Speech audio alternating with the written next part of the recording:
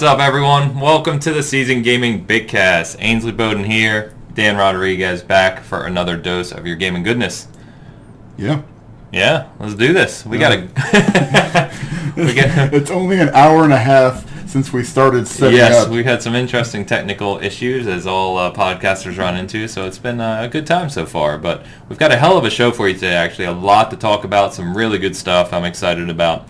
So let's just kick it off with introducing a new Season Gaming member. So, where's that?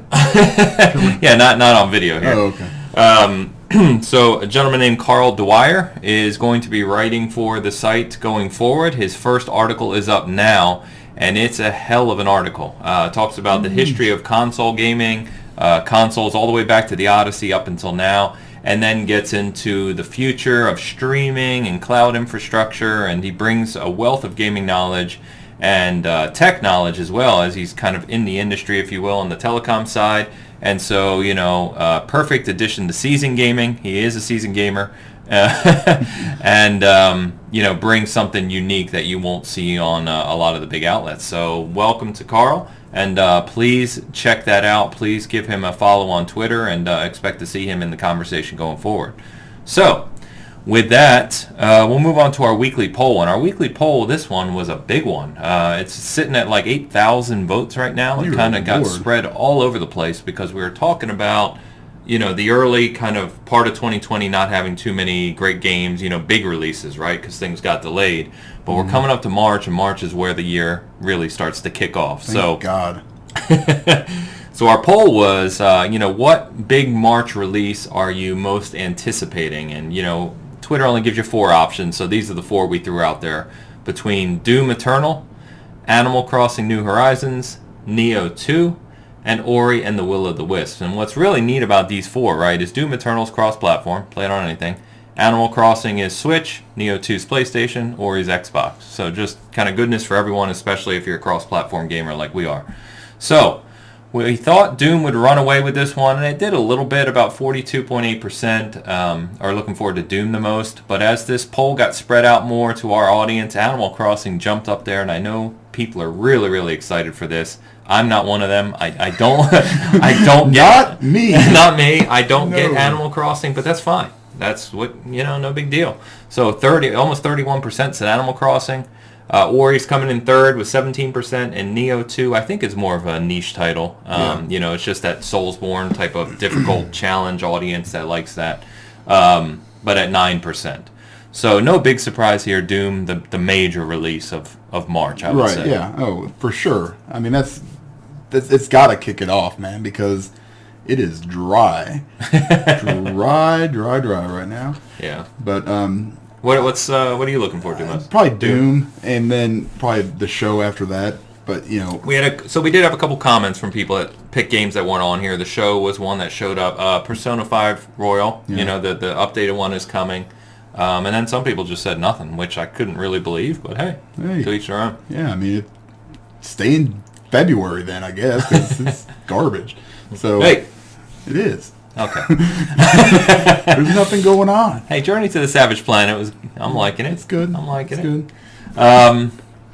Yeah, for me, it's definitely Doom. That just runs away with it for me. But Ori is way up there too. I'm a huge 2D platformer guy. We've talked about that at length, and that game is going to be stunning. Mark my words, it's going to be. It wouldn't surprise me from a rating perspective, like Metacritic, whatever you want, if Ori gets a higher score than Doom. Oh yeah, that wouldn't be surprising. Yeah, no. I just it's going to be an incredible game. Yeah, people have been waiting for it for so long, and I can't believe it's taken this long. Yeah, to be honest. It's delayed, a few times, and it's people love the first one, man. Oh, it's fantastic. Yeah, and this one, I played this already. I played it at E3 in 2018, not 2019. Yeah, 2018, and it was already stunning. I mean, it was absolutely gorgeous and fluid, and his new mechanics you could use. I mean, it's incredible. Now, do we ever get confirmation if that's coming to Game Pass? Is that? Oh, it's Game Pass. Okay, it's Game. Okay, I just want to make sure. Mm-hmm. Yeah, cool. That's awesome, man. Yeah, and we'll maybe get into it a little later, but one game that is really going under the radar right now, maybe it's deserved, I don't know, but it's Bleeding Edge releases in March too. So it's going to be interesting to see if that can catch some type of audience, but we'll talk a little more about that. Sure. But I'm getting more excited about Neo 2 the more I think about it. I did play the beta. I liked Neo 1 a lot. I especially like that it takes kind of your Dark Souls formula, the challenge, and the way those games work. Everyone knows that. We don't have to explain it. But it mixes it with like Diablo loot. So there's tons of loot and variations, which is really cool. The thing that really bothered me about Neo, and I was talking to one of our listeners, Gamer Graham, shout out Graham, that he felt the same way as me, and that the level design is what ruined Neo. Because it's just like linear levels that you go through. It's like, go play this level, then go play this level, and go play this level. Whereas Dark Souls is a world, and you just explore it, right? You go wherever you want to go, and you discover things. The sense of mystery and discovery is some of what, in my opinion, makes the Souls games like really top grade. Sure. Neo doesn't have that. I think I've got Neo because it was free, I think, on PS Plus. It was at one point, yeah. And so I downloaded it, and I've never played it because, obviously, Souls. It's a hard game. Yeah, it is. It's just, I get frustrated.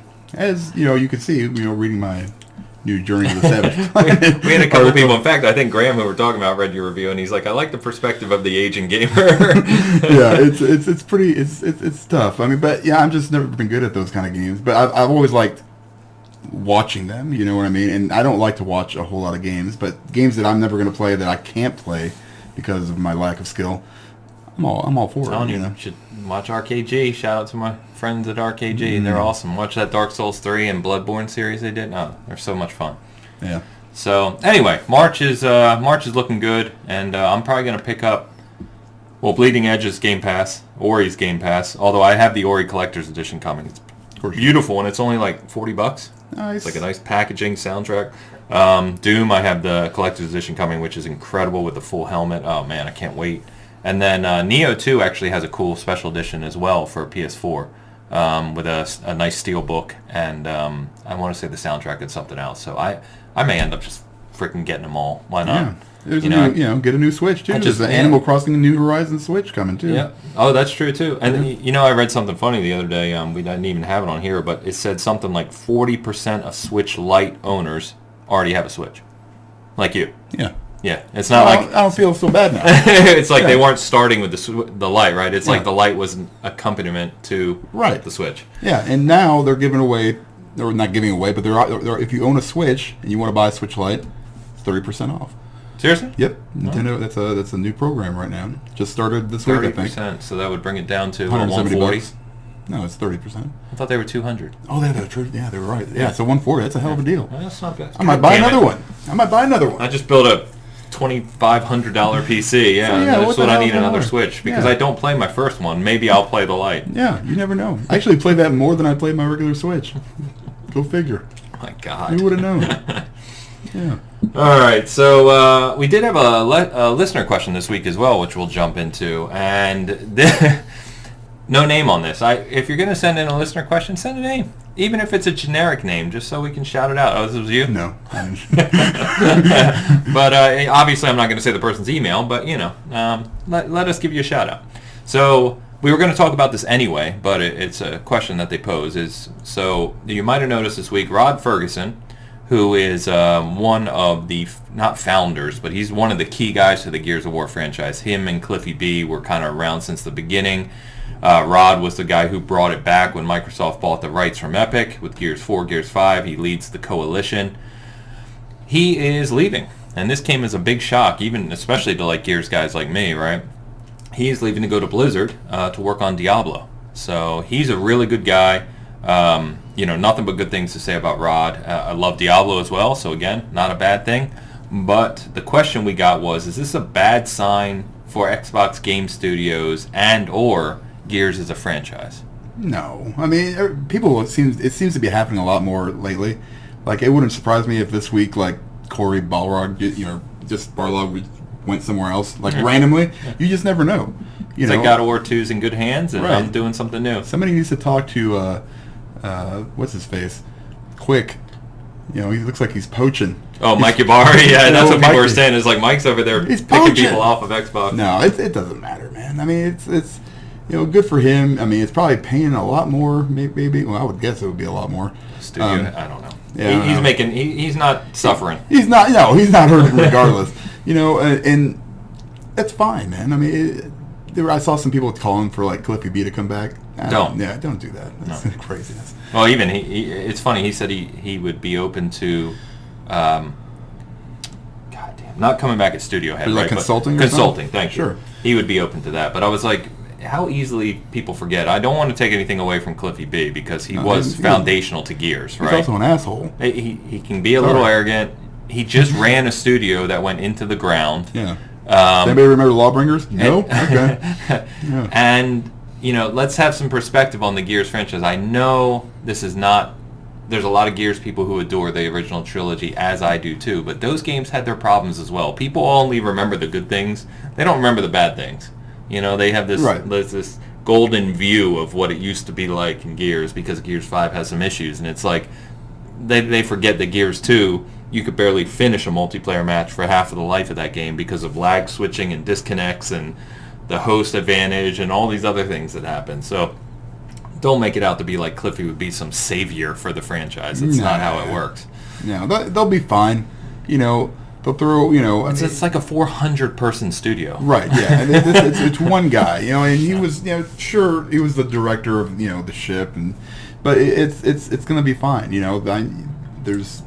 they're already probably working on Gears 6. Oh yeah, and they've got Gears Tactics coming out here shortly. April. You're gonna be playing on that giant. Playing on my new PC. Yeah, that's gonna be awesome.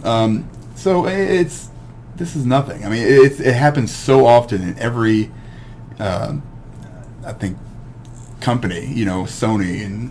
Microsoft, and people just move around. Well, someone mentioned, Sean Layden, literally the head of PlayStation and the guy who led them through PS4 and all these great times for Sony left. And it's like, doesn't mean PlayStation 5 is going to crash and burn. It'll be fine. No, everything's going to be fine. It'll be fine. And sometimes that's what you need. Maybe shake it up a little bit and get a fresh perspective. For somebody else. You never know what's going to happen. It could be crap. It could be awesome. You have no idea, but I don't think it's like a bad sign for overall Gears of the franchise or the game studios. No. It'll be fun. Oh, especially the game studios. I mean, they're growing like crazy and bringing in all sorts of talent. So good question, though. Yeah. So anyway, no, I think they're going to be fun. I think you make a good point around potentially some new perspectives. Can be a good thing for a franchise like Gears, especially when they did a lot of new things in Gears 5, but. There's always that weird balance. You get the people who want it more like Gears 1 always, right? Mm-hmm. Halo guys are the same way.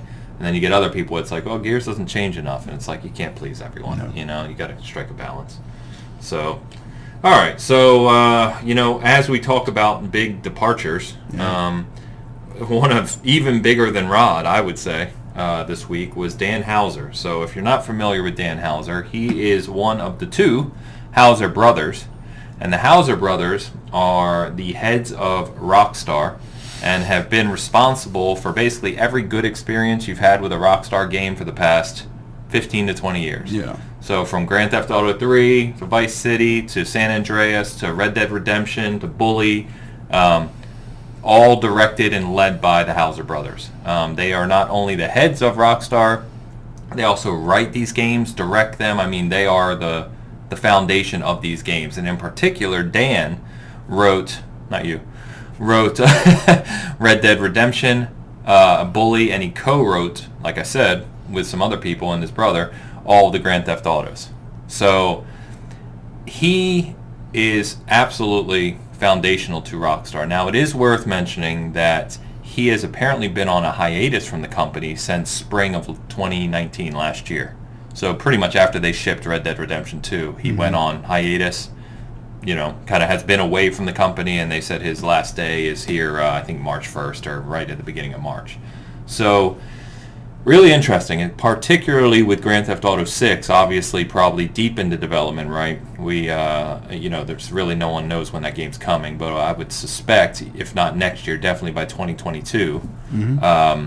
So he is one of the key people that made these Grand Theft Auto games written the way they've been written, and so this is kind of a concern. It kind of goes back to what we were saying about Rod. I don't think Grand Theft Auto 6 is going to be terrible because he's not there. Right. But this guy is definitely a big part of what has made Rockstar for 2 decades.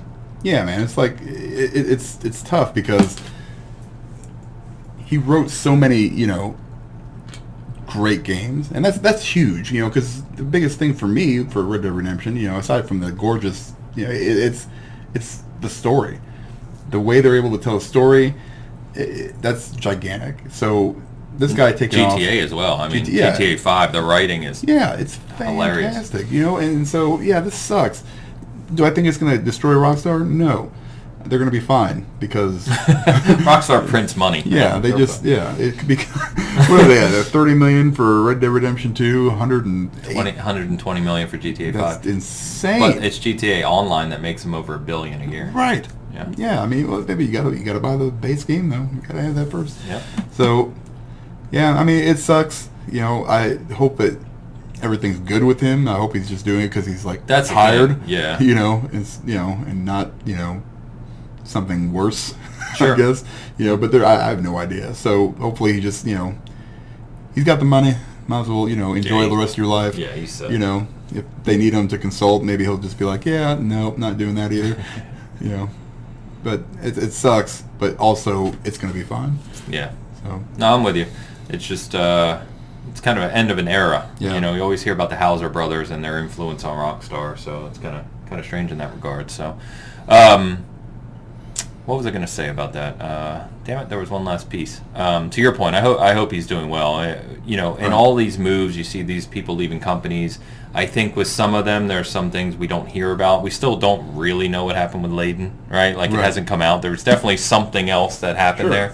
But, I mean, people change jobs all the time. Mm-hmm. I think it's just because we love these companies and these games so much that they make, we put a bigger spotlight on it when someone leaves a company or changes a job. Yeah. I mean... no, the community does, and the sites do, but, it is...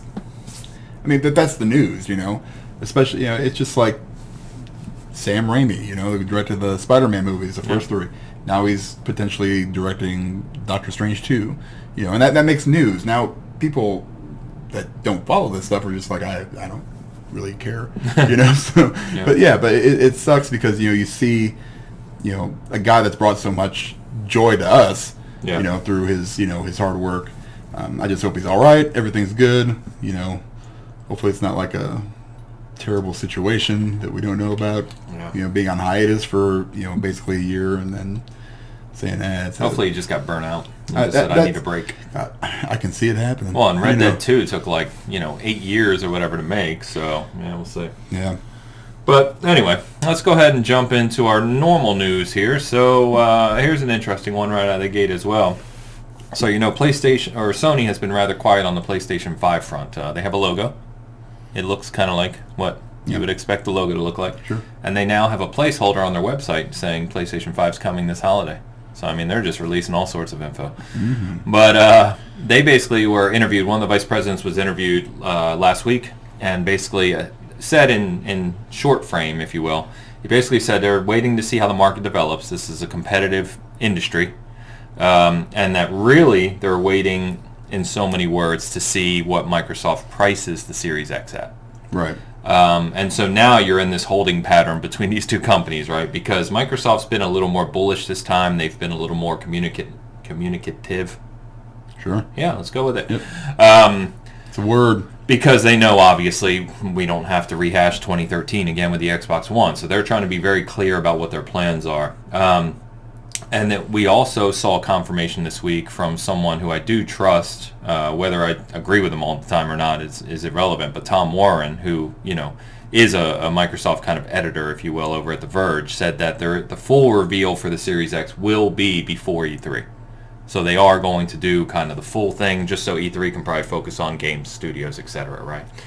So it'll be interesting because everyone thought that Sony was going to do a PlayStation event in February. In fact, everything we saw and reported on seemed to link to that too. But based on what they're saying here, the fact that they just came out this week and said we're waiting to see what Series X does or Microsoft does with the Series X, I don't think we're going to see a reveal event anytime soon for the PlayStation 5. No, I don't think so either.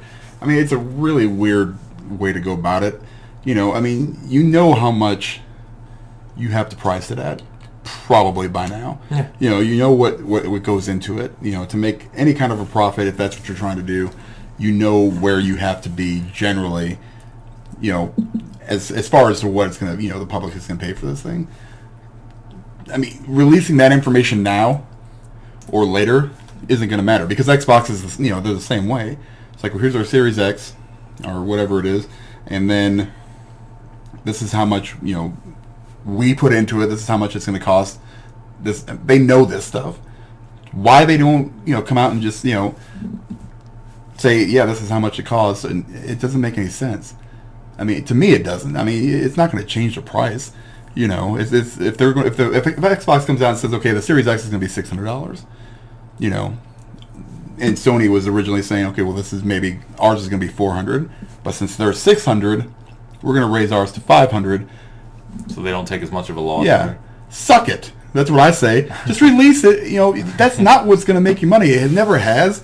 It's what's, if you, especially, it's the games. We've always talked about this. We always say this every freaking week. Services, games.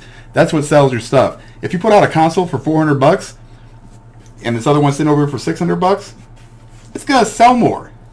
Right? Period. It's just going to sell more because people are cheap. Generally.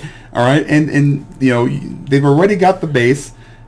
It's going to sell like hotcakes, especially if it's $200 less. Even if it's $100 less, if it's $50 less, it's still going to be. I think it's going to sell even same price. I mean, it's just it doesn't matter. Yeah, just come out and just say it. Stop this garbage. I think people have to get ready. There are people that maybe can only afford one of them or can't afford any of them right now. They may have to start saving money. It'd be nice to know how much they have to save by next year. And. It's messed up, man. Just you can't come out in like September and be like, yeah, it's gonna be $600, and then like next month, because then you're gonna be like, oh well. I mean, people like us know it's coming, right? If you don't have a lot of money, you're saving already. The gamers know, right? But for your mass market, they're not aware of any of this stuff going on that we're talking about. No clue. No. They're gonna be like, it's gonna be September, and they're gonna be like, oh man, this new PlayStation coming out. Mm-hmm. Comes out next month for $600. Like, wait, 3 what? years ago, yeah. Yeah. But then, it's you gotta wait for Christmas now. But no one wants to wait till Christmas. You want it now. I think they're gonna. I think they are looking to undercut the price. I mean, what this screams to me, it's dumb. Other than that, what this screams to me is that I firmly believe the Series X is more advanced. They got that. Who was it? The editor-in-chief of IGN Japan came out last week. Did you see this? No. Oh, he basically said it's absolutely clear that Microsoft is going for the power lead with the Series X at this point. Mm-hmm. So I think the problem is Sony, at least to me, and I could be making this up, but I think Sony... just coming out. Yeah, I mean, this is just an opinion, is what I mean to say, is that Sony is on their back foot. When have you ever seen Sony, since the whole PlayStation 4 generation, since even before it launched, right, when they came out at E3 and said, we're $3.99, suck it, boom, they've been on top of the game since that point, Right. When have you seen Sony be this complacent and kind of nervous about marketing? Are they nervous or are they confident? That's the biggest thing. But if they're confident, why wouldn't they come out and say, here's the PS5, it's powerful, here's how much it costs, here's when it's coming? I mean, it's almost, confidence and cockiness, I guess, it's a fine line there. Yeah. So Sony has walked it both sides. Yeah. Yeah, and it's so either they're sitting there thinking, okay, it's not going to be that big of a difference. We've seen what the Series X is. They probably know what the what's inside of it, I'm guessing. And vice versa. I'm sure, they have to. You can't come out and just say, we're going to be more powerful when you don't know what the hell you're talking about. So even if the Series X is more powerful, I still live by that, I don't think it's going to make that big of a difference. I think that power narrative is, for us, it's going to make a difference. But for the most for people, mass market, it doesn't. No. We can sit here and argue about it, but mass market, it's not going to matter. And it's going to be, I think it's going to be a much closer difference than, say it is with like the X and the Pro. They're both great machines. I love them both, but the X is just a little bit more powerful. So I just don't know, man. I don't think it's going to make that big of a difference. I don't know why they're waiting. You're going to be undercutting something for no reason. But that's what I mean. You say I don't know why they're waiting. Sony never does this. They never wait. Because they've always been confident in what they're doing. They did their PS4 reveal event in February, right, of 2013. Right. Xbox didn't do theirs till May. They were 3 months ahead of Xbox. The only thing I could think of is that maybe they don't have the games yet to where they can go out and put like a really decent demo. Because they want to probably blow people away. And so does, Xbox. Then they did with that Hellblade 2. It was nuts. They need something on that level to come out and just, if you want to swing. So... maybe they're waiting for that. Maybe they've got a couple games, because I haven't heard any like the first party games. I think that's what makes it interesting. We talked about this I think a few weeks ago, but you have Naughty Dog, you have Last of Us 2 this year, right? You have Sucker Punch with Ghost of Tsushima this year, and you have Square obviously with the Final Fantasy VII remake, but that's 2 first party, third party, but all coming this year for PS4, right? And then, as we talked about, there hasn't been enough time for their other major first-party studios like Guerrilla, right, to have anything ready for launch. So I don't think they're going to have any huge first-party title at launch. I don't think so either. But, then who the hell knows? Maybe they're being quiet for a reason. Then maybe that's the reason they don't want to come out. There's no way. But there's no reason to. That's what I don't understand. Why not? I mean, with all the delays, I guess maybe they're worried about like coming out and saying this is going to be our launch title, and it's, and it not be ready. Yeah, here's SOCOM, SOCOM 2020. Wow. Don't get people excited now, right? Or whatever it is, and then not be ready, at launch. That's because people are getting to the point where they're just like this is starting to piss me off. Why are you delaying all these goddamn games? I'm super mad. They don't want to announce it. Yeah, and they don't want to announce it. I don't know. I don't think they're hurting. I don't think they're like you said. No, they'll be fine. I don't think they're going to be. They're being different. I don't know what the hell for, but maybe that's what I'm guessing. They didn't go to E3, last year because they didn't really have anything new to show. I mean, I guess that makes sense. Still sucks for the fans, but maybe they're still at that point. Well, that's exactly my point. And what if it's going to take them 3 more months, and then maybe God of War 2's coming? Come on. It's coming. It's just not coming anytime soon. But in those studios like that, they're not just always working on just one project either. Yeah. So I'd love to see Santa Monica. I want to see something. Yeah, Santa Monica is one of their best studios by far. I'd love to see them do something other than just God of War 2, but not in the spite of the God of War 2. Right. Yeah. I don't know, man. I mean, you got Halo for the Series X. It's gonna be your launch title, and Forza, and probably Forza. Yeah, I haven't. You probably know more about that than I do. I haven't seen it yet. I want to see that too.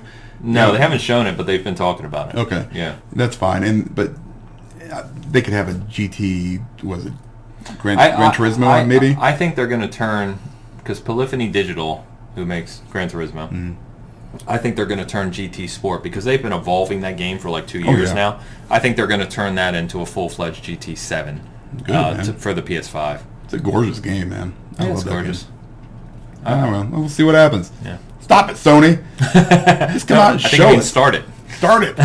Do something. So yeah, it's kind of interesting. I don't know. I love it. And they haven't shown anything, so there's not a whole lot to talk about there. But I want to. I'm like anxious to see and talk about the PlayStation 5. We'll see some stuff. Yeah, we'll see. Hopefully sometime soon.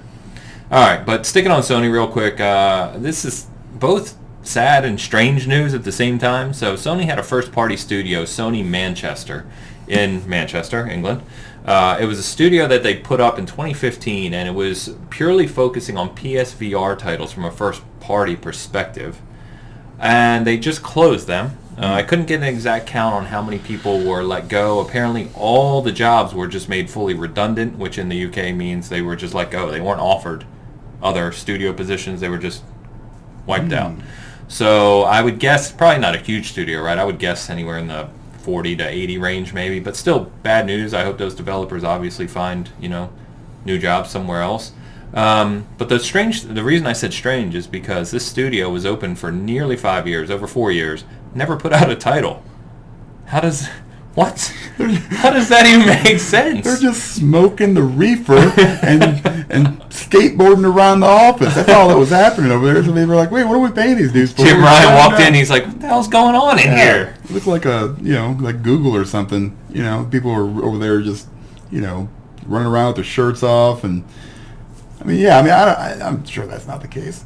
I mean, they work hard, but I mean, how do you not even have anything? Like nothing. Not like, okay, this is kind of what we were working on. There seem glimpses. I wonder if they just kept changing direction and never finished anything. That could be, and that could be, their fault. It could be somebody else's fault. I have no idea. When you said something about, I thought that was the one that did Blood and Truth, but that's not. So. No, I think so. They have 5 studios in the UK, and none of them are their major studios, but. This was the 3rd of the 5 to shut down. So they also closed Guerrilla Cambridge, which was the branch, a separate studio but as part of Guerrilla that makes Horizon, obviously. And then Evolution was the company that made Drive Club. You remember Drive Club, and that they kind of failed out of the gate. It became an actually pretty good game over time, but it failed out of the gate and they closed them down. So 3 of the 5 UK-based Sony first-party studios have now been shut down. So I don't know.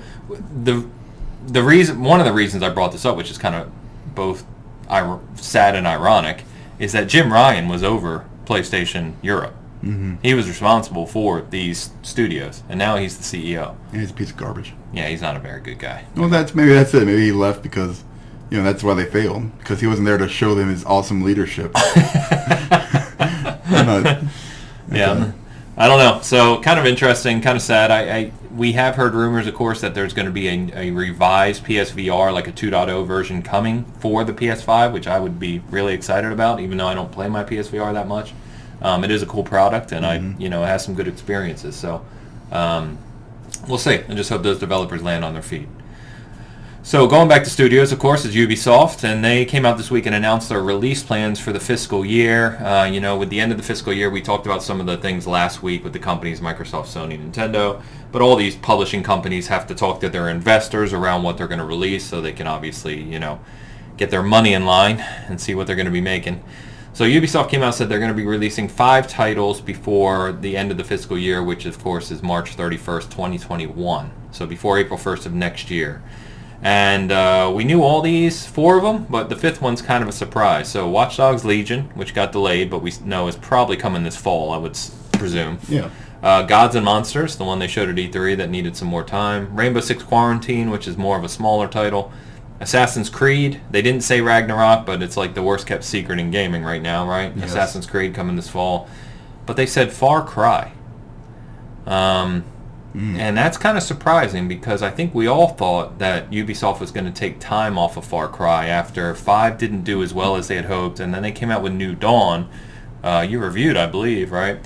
Which was like a $40 title. It was kind of a smaller Far Cry experience, but they've kind of saturated the whole Far Cry formula. Right. And so I don't know how in the next year they're going to release a AAA Far Cry that feels new. I hope I know, because the last 4 of them have been the same. Well, that's what I mean. Yeah. So I don't know. Except for what was the other? What was the one they went back?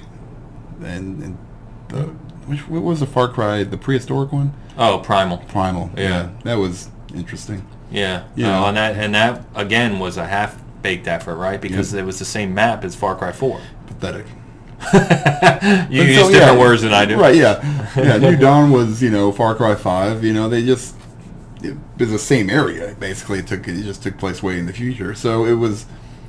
Yeah, I don't know. I don't know how if they're going to continue the story. What happened after that, or go post-apocalyptic, if you will. They really need to just go somewhere different. I when Far Cry the originals came out, like Far Cry 1 and 2. I mean, I remember having to. I had just built my PC, and it was everything it took to run that game. Yeah, it was gorgeous at the time. Right, and it just the individual blades of grass. It was so unique, really cool concept, and they expanded on it. They got better as they went on, and then they kind of plateaued at one point, and then it's just like, we're just going to keep doing this over and over again, just kind of reskin everything. Yeah, they really didn't shake it up at all. No. Far Cry 3, I think it was. That was with Voss. That was probably my favorite still. I think many people. Yeah.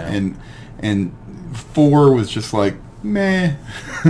5 was meh. Everything was meh. It's not bad. They're not bad games. They're just the same game.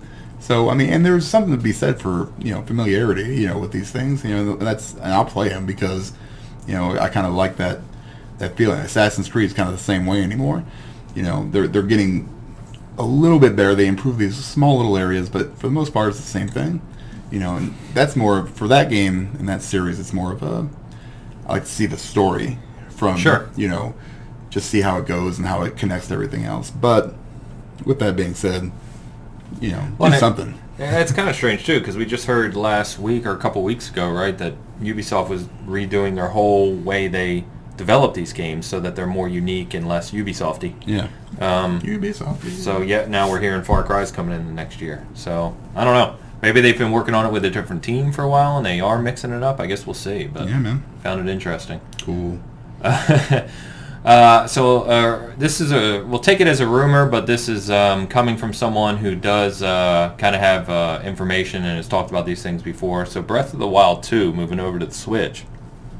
They showed a quick preview of it last year and said it's coming.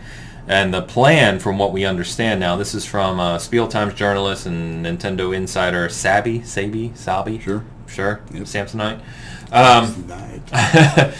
He is saying that Breath of the Wild 2 was planned for this holiday to basically be the huge title, as we all expected, right, to go against the launch of the new consoles for the Switch, but that it's not going to make it. That there's just too much development still left to do, and that instead that's going to be a 2021 title now, and that the new Paper Mario will be the big kind of first-party title for the Switch in this fall.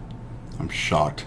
Yeah, right. The game that's being delayed? The game's being delayed. It's garbage. Gosh. Well, they should have delayed Breath of the Wild 1, if you know what I mean. No, I'm kidding. It's a port. It was. People don't realize that. They think it's a Switch game. It's a port. It was a Wii U game. Yeah, I mean, you can't delay that. That's terrible. So, I'm sure... from the... Because Bert was kind of our guy here on the Zelda front, right? I don't know enough about it, but from the video they showed, it almost looked like kind of like a Majora's Mask to a Ocarina of Time type title transition, not like a full-fledged sequel, but I don't know what you would call it, but an offshoot. Right. So I don't know if that's going to change. If I don't really know what the plan is for Breath of the Wild 2. I mean, we all know that Breath of the Wild is a highly praised game that many people love, so I'm sure they want to take their time and get 2 right. Yeah, that's fine. I mean, eventually you're going to have all these delays, and then they're all going to come out at the same time, or it's just like, so eventually this will, I think, fix itself.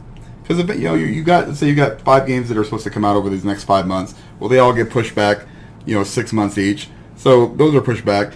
All this stuff that's happening now. All the stuff that's already pushed back is, yes, exactly. So eventually it's just going to be like, oh, well, now we're just going to be playing delayed games for the next 4 or 5 years. Forever. Yeah, forever. Forever. Yeah, we should be fine. Yeah.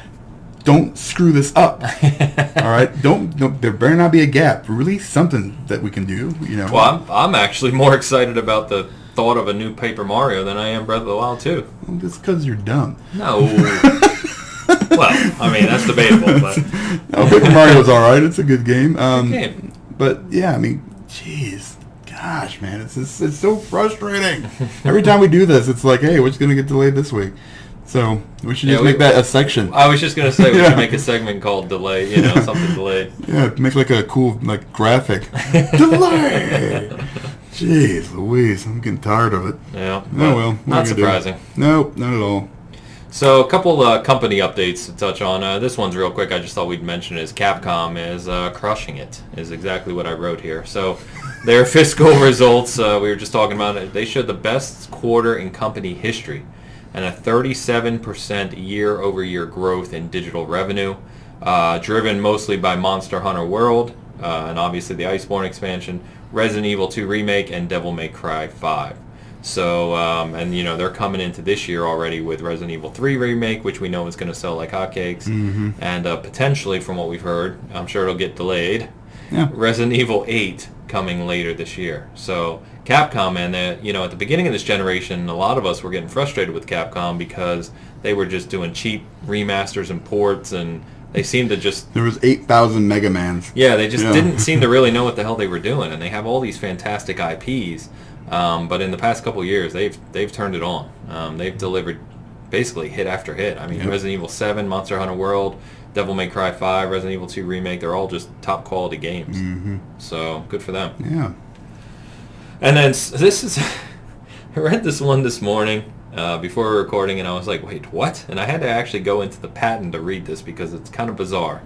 But Sony has submitted a patent that, in the short of it, would allow in-game transactions, microtransactions, to take place if a player gets stuck in a game. So basically, they're trying to patent if, say you're playing Dark Souls, or for instance, and you can't get past a boss, right? Mm-hmm. You could have a microtransaction that, we don't really know, but in theory, could do something to your character, to the boss, to whatever, that would help you overcome that challenge. Like an invincibility spell or something. Whatever it is. You know, they're not, it's not detailed, but that's essentially what the patent is calling out.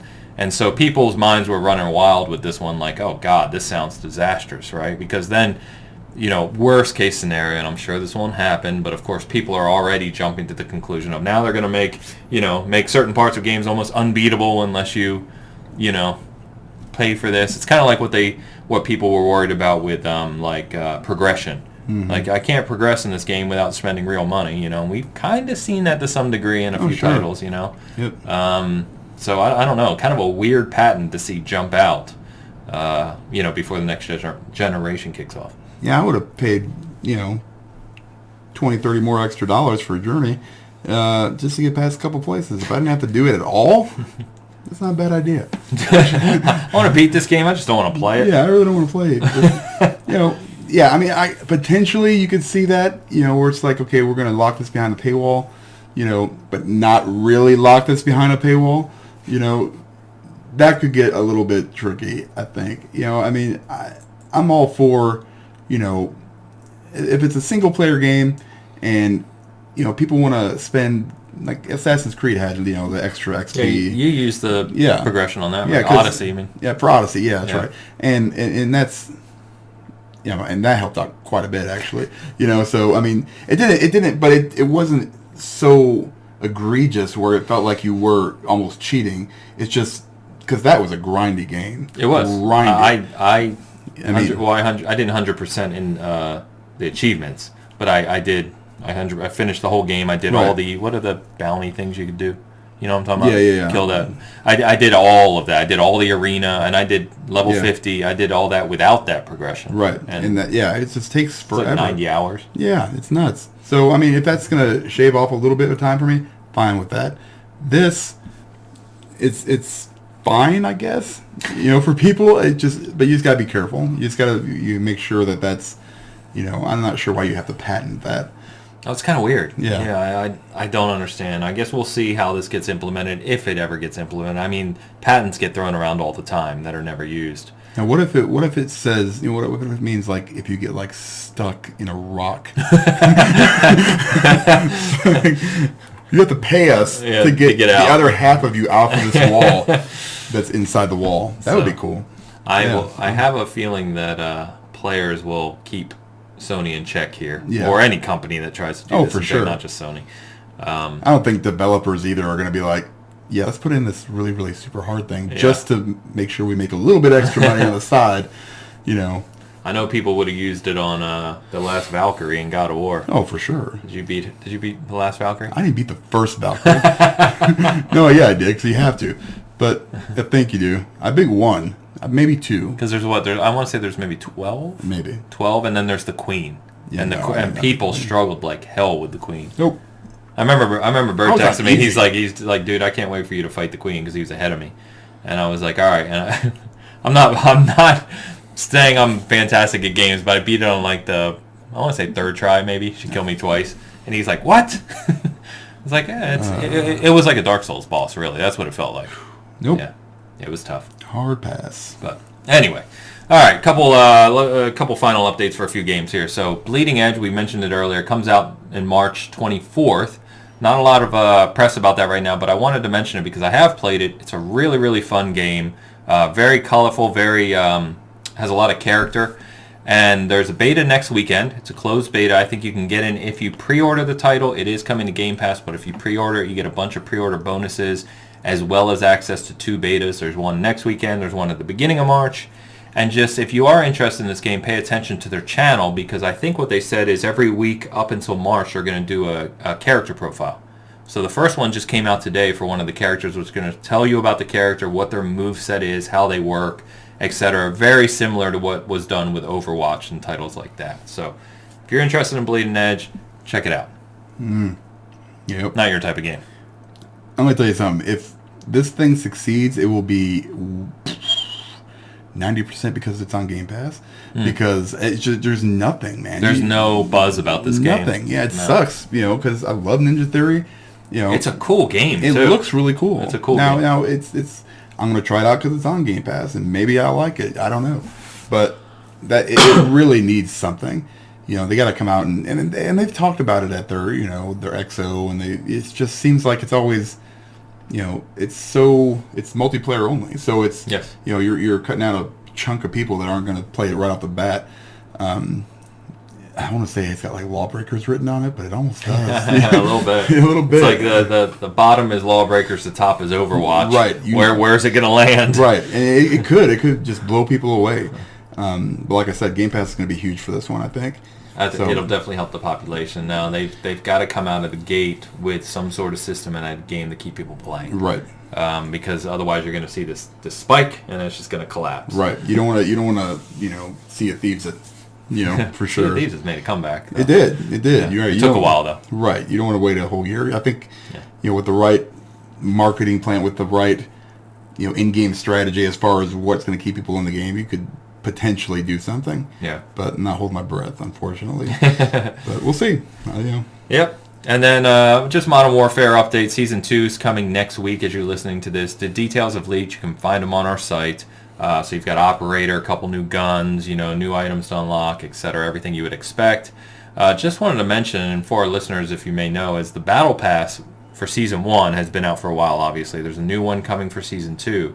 But I've heard nothing but negative things about it. Like, Fantastic. You think all these games that have Battle Passes now, I mean, they all have them. Apex, I was playing Smite last night. That has a Battle Pass now. But they say it's just incredibly grindy. Like, it's really designed for those Call of Duty players who play Call of Duty, not the people who play a couple matches, a day or, a few matches a week with friends or something like that. So I'd love to hear, because I didn't buy it, so I don't really know. I haven't played Modern Warfare in a little bit, actually. But I'd love to know. I know you didn't get the Battle Pass for it. No. Yeah, so anyway, I just wanted to mention it. If you're looking for details, you're still playing Modern Warfare and liking it, the details are on the site, and you can check that out. So, in terms of what we've currently been playing, I've heard this Dark Crystal game is not up to snuff. It's like it was made 20, 30 years ago, man. I mean, it's so... Like, here's the thing. They delayed that game. Yeah. I'm not sure what they did. I'm sitting there playing it. I'm like, what did you have to delay this for? Because this is a game. It's an RTS. It's kind of tactical turn-based XCOM kind of like thing. Yeah. No voices. It's all text. Okay. Which I don't get, because they have an entire movie that this is basically based off of, or series on Netflix. They could have just ripped the damn voices off of there and thrown them on there, because they're saying the exact same things. It's basically like playing the Netflix series, except worse, because the Netflix series was good. They're small little battles, tiny ones, maybe 3 or 4 versus 3 or 4. Like and scenes. Mario and Rabbids type small. That's way better. This is way better than this one. This one's just. No, I meant the size of the battle. Oh no, that one was bigger. I think they had first of all, the area was much bigger. And to be fair, I've only played 7 or 8 of these encounters. Yeah. But they're all in the very, very small area. There's just not much to it. It seems like mechanics are really straightforward. Yeah. How much was the game? It was only $20. I can't even recommend it right now for $20. I mean, it's so old. It just, I don't know what it is. It's like, what it kind of feels like? The original XCOM. But even the original XCOM was cool and much bigger and had a lot more going on. I'm talking about UFO Defense 1994, Micro Prose XCOM. That's the one I. Whoa! Yeah, that's where I'm going with that one. That game entirely better than this. The same thing. You got your squares. You got your healer, you've got your hero, you've got your magic user, you've got your rogue, and then that's it. And then you run around. So it sounds like it's an RTS for like a 6-year-old. Yes, it'd be perfect. Yeah, if they could read, because nobody talks, even though they have the voices. Wow. It's That's disappointing. It's really disappointing because I'm a huge Dark Crystal fan. I love the original, love the Netflix series. I was really looking forward to this game. I have no idea why they delayed it. I'm trying to find something in it. Maybe they added a whole bunch of missions, which probably would only take them a month or so because there's not much to it. It's so many missed opportunities in such a small span of time. It's just crazy to me. Wow. But, yeah, that sucks. That's really all I've been playing too, because I haven't had a whole lot of time to do anything else. Finished this Journey. Oh, I finished Wolfenstein. Youngblood. Yeah, that was. You ranted about that last week. You're good. Yeah. I'm gonna have a heart attack. All right. How about you, man? Well, there. Yeah. So, Dark Crystal. got my new PC this week. We're recording it on it as we speak. Hopefully the episode comes out all right. Right here, we need to pause it and just look at the setup. That we had to it's kind of a mess, but it's awesome. Yeah, so anyway, I haven't had the PC I built for editing, but it's very powerful, and so got back into one of my favorite games, which is World of Tanks, and I know nobody talks about that game. It has a huge community. A lot of it's in Europe, North America. It still has a big community, but it's a very dedicated community on the PC side only. The console World of Tanks community is pretty damn small, and that's for good reason. The PC version is just it's the only way to play the game, and I don't think I ever say that about PC and console games, but in this case it's true. So I've gotten back into that, and God, it's fun. That game is something. It's on a different level. It's like it's a very unique game. If you like strategic games and you like a challenge in the sense of learning curve, the learning curve for that game is absurd. It just takes. Everything you do in that game, every time you touch a key, can make a difference on the outcome of the match.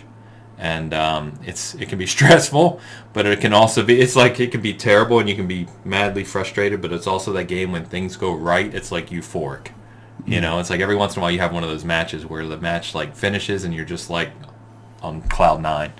So I don't think it's the game for you.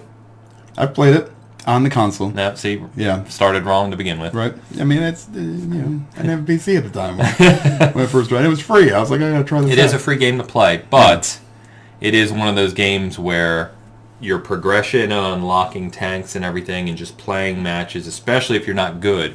It's a weird thing because if you're not good at the game, that's me. After every match, you have to repair your tank. Right. And if your tank the more it gets damaged, or especially if you die, it costs more in-game money to fix your tank. Mm-hmm. And so you're really only making money if you're doing okay. But you can overcome that partially by doing World of Tanks Premium, which is paid.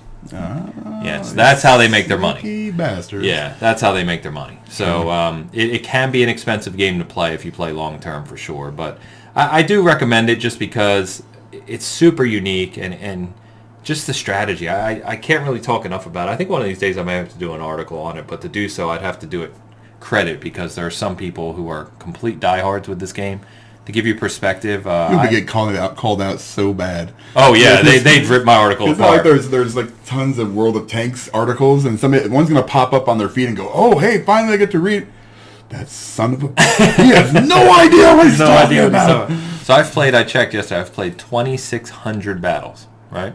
2,600 matches, and that is by far considered a new player.